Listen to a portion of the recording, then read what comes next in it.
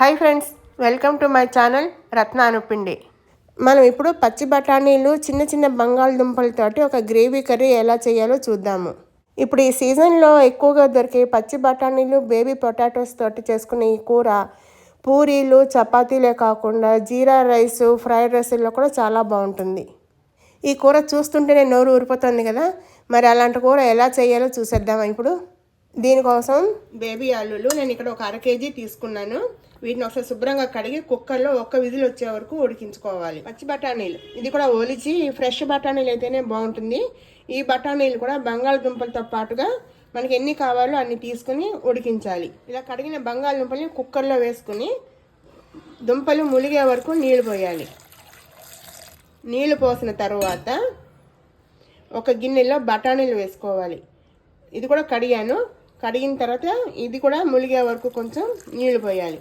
పోసి ఇప్పుడు మూత పెట్టి ఒక్క విజిల్ వచ్చే వరకే ఉడికించాలి, ఎక్కువ అవసరం లేదు. 4 మసాలాలు రెడీ పెట్టుకోవాలి. ఇవన్నీ కూడాను ఇవి ఏంటి అనేది ఒకటి ఇప్పుడు చూద్దాము. ఇప్పుడు ఒక కప్పులోకి భుజియా సేవ్ ఉంటుంది కదా, ఇది తీసుకోవాలి. ఇది ఏ కంపెనీదైనా పర్వాలేదు. ఇది ఒక పెద్ద స్పూన్ తోటి ఒకటి తీసుకోవాలి. మనం తీసుకున్న క్వాంటిటీకి ఇది సరిపోతుంది. భుజియా సేవ్. ఇప్పుడు దీన్ని మిక్సీ జార్లో వేసుకుని పౌడర్ లాగా చేయాలి. ఇలాగ ఒక మిక్సీ జార్ తీసుకుని ఇందులో ఇది వేసుకోవాలి, వేసి పౌడర్ చేసుకోవాలి. ఇలా పొడిలాగా చేసుకున్నాక ఇది ఇప్పుడు కప్లోకి తీసుకోవాలి. ఇలా భుజియా సేవ్ ఇంట్లో రెడీగా మనం కూర చేసుకునే టైంకి లేనప్పుడు ఏం చెయ్యాలో కూర చేస్తున్నప్పుడు చెప్తాను.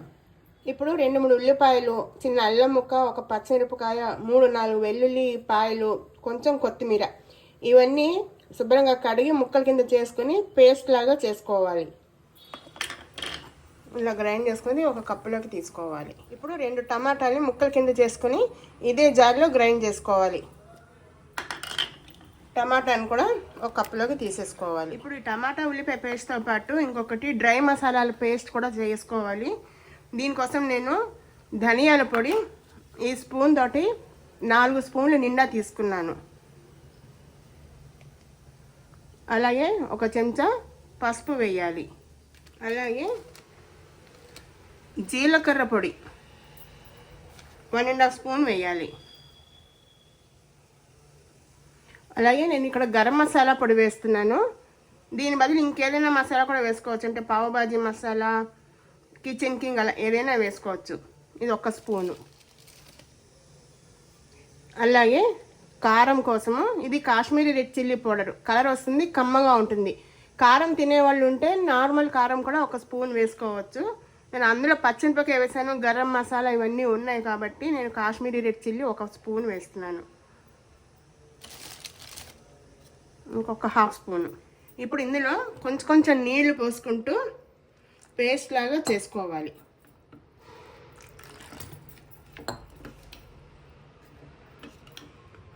ఇప్పుడు దీన్ని ఒక 10 నిమిషాల సేపు అలా ఉంచాలి. మనం ఇవన్నీ రెడీ చేసుకునేప్పుడు కుక్కర్ కూడా ఒక విజిల్ వచ్చేసింది. ఇప్పుడు స్టవ్ కట్టేసి పూర్తిగా చల్లారనివ్వాలి. కుక్కర్ ఆరిన తర్వాత మూత తీసి ఈ బఠానీల్ని పక్కన పెట్టుకోవాలి. ఇప్పుడు ఇవి చన్నీళ్ళు పోసుకొని ఆరబెట్టి ఇది ఒలుచుకోవాలి. ఇలాగా అన్నీ ఒలుచుకోవాలి. ఇప్పుడు ఒక వెడల్పాటి కడాయిలో నూనె వేసి కూరకు సరిపడా వేడి చేయాలి. నూనె వేడెక్కిన తర్వాత జీలకర్ర వేయాలి. జీలకర్రని చిటపట్లాడించాలి.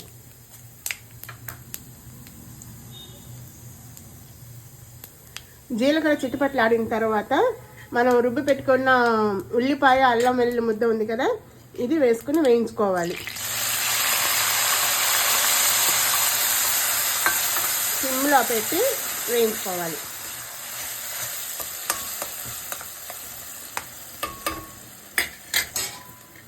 కొంచెం మూత పెట్టి మగ్గించుకోవాలి. మూత తీసి మళ్ళీ కలపాలి. కలిపిన తర్వాత టమాటా పేస్ట్ వేసి వేయించాలి. టమాటా పేస్ట్ వేసాక కొంచెం పంచదార వేయాలి. ఆ పులుపు బ్యాలెన్స్ అవుతుంది.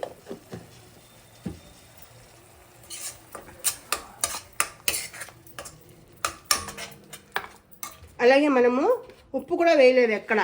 ఇప్పుడు సరిపడా ఉప్పు కూడా వేయాలి. ఒకసారి అంతా కలిసేలాగా పైకి కిందికి కలుపుకోవాలి. ఇలా మధ్య మధ్యలో కలుపుకుంటూ టమాటా పచ్చివాసన పోయే వరకు అడుగంటకుండా సిమ్లో పెట్టుకొని మూత పెట్టి వేయించాలి. ఈలోగా పూరికి పిండి కలుపుకుందాము. దానికోసం ముందు ఒక బేసిన్లో కొన్ని నీళ్లు పోయాలి. ఆ నీళ్ళల్లో కొంచెం పంచదార వేయాలి. పంచదార వేస్తే పూరీలు మంచి రంగు వస్తాయి, క్రిస్ప్గా వస్తాయి. రుచికి సరిపడా ఉప్పు కూడా వేయాలి ఈ నీళ్ళల్లోని. అలాగే ఇదే నీళ్ళల్లో కొంచెం బొంబాయి రవ్వ వేస్తే క్రిస్ప్గా వస్తాయి పూరీలు. ఇది ఎంత కావాలంటే అంత వేసుకోవచ్చు, కానీ నేను దీంట్లో 1/2 కప్పు వేసాను. రవ్వ వేసిన తర్వాత కొద్దిగా నూనె వేయాలి. ఇవన్నీ వేసిన తర్వాత ఒకసారి చేత్తో అన్నీ బాగా కలిసేలాగా కలుపుకోవాలి. ఇప్పుడు ఇందులో మనకి కావలసినంత గోధుమ పిండి వేసుకోవాలి. పిండి వేసిన తర్వాత మొత్తం అంతా బాగా కలిసేలాగా ఒకసారి కలపాలి. ఇలా కలిపిన తర్వాత కొంచెం కొంచెం నీళ్లు పోసుకుంటూ పూరీ పిండిలాగా కొంచెం గట్టిగా కలుపుకోవాలి. పూరీలు వేయించిన తర్వాత పొంగిన పూరీలు చాలాసేపు అలాగే ఉండాలంటే పూరీ పిండి కొంచెం గట్టిగా ఉండాలి, మరీ సాఫ్ట్గా ఉండకూడదు. చూస్తున్నారు కదా వీడియోలో పిండి ఇలా ఉండాలి. ఇప్పుడు దీన్ని ఒక 10 నిమిషాల సేపు పక్కన పెట్టామంటే ఇంకొంచెం గట్టిగా అవుతుంది. బొంబాయి రవ్వ నీరు పీల్చుకుంటుంది కదా, గట్టి పడుతుంది పిండి. లేదంటే వెంటనే చేసేసుకోవాలన్నా కూడా పర్వాలేదు. పూరీ పిండి ఎక్కువసేపు నానకూడదు. ఎక్కువసేపు నానింది అంటే పూరీలు పొంగవు, పొంగినా కూడా ఎక్కువసేపు బంతుల్లాగా ఉండవు. కొద్దిగా చేతికి నూనె రాసుకొని మళ్ళీ మర్దన చేయాలి కదా. ఇప్పుడు మూత పెట్టేసి 10 నిమిషాలు పక్కన పెట్టేద్దాం. ఇప్పుడు కూర దగ్గరికి వచ్చేద్దాము. మూత తీసి ఒకసారి కలపాలి. చూస్తున్నారు కదా నూనె అంతా పైకి తేలింది అంటే దాని అర్థం పచ్చి వాసన పోయి బాగా వేగిందని. ఇప్పుడు దీంట్లో మనం ఇందాక రెడీ చేసుకున్న డ్రై మసాలా పేస్ట్ ఉంది కదా, అది వేసుకోవాలి. వేసిన తర్వాత అంతా కలిసేలాగా కలపాలి. ఇప్పుడు అదే ఒక కప్పులో కొంచెం నీళ్లు పోసి ఆ నీళ్ళు కూడా పోయాలి. పోసి బాగా కలుపుతూ అడుగంటకుండా పచ్చివాసన పోయే వరకు వేయించాలి. ఇలా మధ్య మధ్యలో అడుగంటకుండా కలుపుకుంటూ నూనె పైకి తేలే వరకు వేయించుకోవాలి. నూనె తేలింది కదా, ఒకసారి ఇప్పుడు కలిపిన తర్వాత ఈ పొడి ఉంది కదా మనం ఇందాక చేసి పెట్టుకున్నాము చూర, ఇది వేసుకోవాలి. ఒకవేళ ఇది రెడీగా లేనప్పుడు ఏం చేయాలనేది ఇందాక చెప్తాను అన్నాను కదా, శనగపిండి వేయాలి. శనగపిండి వేసి వేయించాలి.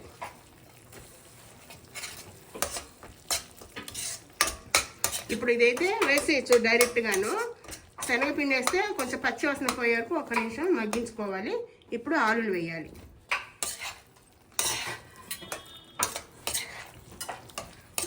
ఆలులు, ఉడికించుకున్న బఠానీలు ఇవన్నీ నీళ్ళతో సహా వేసేయాలి.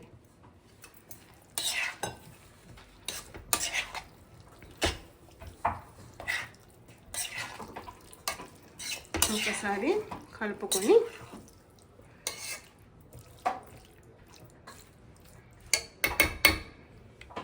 మూత పెట్టి 1 నిమిషం వేయించాలి. ఒక 2 నిమిషాలు అయ్యాక మూత తీసి కలపాలి. ఇలా కలిపిన తర్వాత మనకు కూర కన్సిస్టెన్సీకి తగ్గట్టుగా లేదంటే మనకి కావాల్సినట్టుగా నీళ్లు పోసుకోవాలి. నీళ్ళు పోసి మళ్ళీ కలిపి మూత పెట్టి సిమ్లో ఉడికించుకోవాలి. మూత పెట్టిన తర్వాత సిమ్లో పెట్టి కనీసం ఒక 10 నిమిషాల వరకు ఉడికించాలి. అవసరాన్ని బట్టి మధ్యలో ఒకసారి మూత తీసి కలపాలి. 10 నిమిషాలు అయ్యాక చూసారు కదా చక్కగా నూనె తేలి ఉడికిపోయి ఉంది. ఇప్పుడు స్టవ్ కట్టేసుకోవాలి. చూసారు కదా కన్సిస్టెన్సీ ఇలా ఉండాలి. మీకు ఇంకా పలుచగా కావాలంటే నీళ్లు పోసుకోవచ్చు, కానీ పూరీలోకి ఇలా ఉంటేనే బాగుంటుంది. మీకు ఇక్కడ ఒక జాగ్రత్త చెప్పాలి. అదేంటంటే కూర కొత్త ఉడుకుతూ ఉన్నప్పుడు మనం మూత తీసి కలుపుతాం కదా, ఆ కలిపినప్పుడు ఆ మొహం మీద చిందుతుంది, జాగ్రత్త.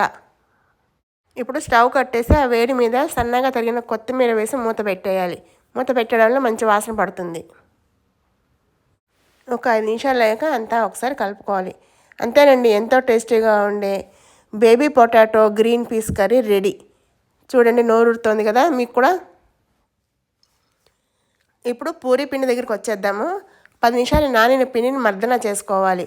చేసుకున్న తర్వాత మనకి కావాల్సిన సైజులో ఎన్ని పూరీలు కావాలో అన్ని ఉండలు ఈ వీడియోలో చూపించినట్టుగా చేసుకోవాలి.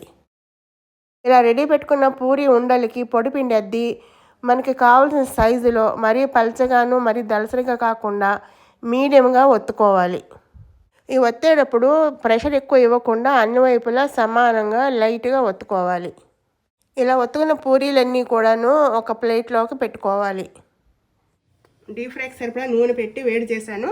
బాగా వేడెక్కింది. వేడెక్కిన తర్వాత వేయాలి పూరి. హైలో పెట్టి వేయించుకోవాలి. సిమ్లో పెట్టామంటే నూనె పీల్చేస్తుంది, పొంగవు పూరీలు. చూసారు కదా, ఇగో బంతి లాంటి పూరి అని చెప్పాను కదా, ఇదిగో ఇదే బంతి.